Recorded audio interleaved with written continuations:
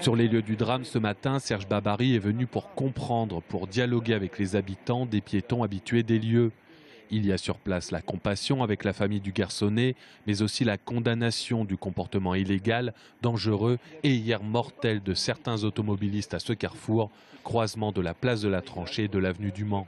Le petit homme, je l'ai en mémoire. Et la peine de ses parents que partagent tous les Tourangeaux, bien entendu. Maintenant, je suis arrivé sur les lieux ici pour voir la situation.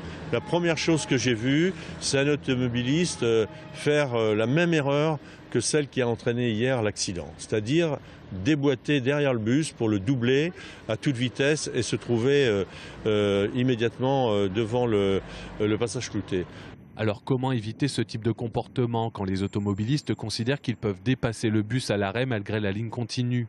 Il y a d'abord l'emplacement de l'arrêt de bus juste avant le passage piétonnier. Avant l'arrivée du tramway, il était plus haut dans l'avenue du Mans. Dans ce secteur très passant, l'interdiction de doubler pourrait aussi être matérialisée par un terre-plein plus en amont de l'arrêt de bus.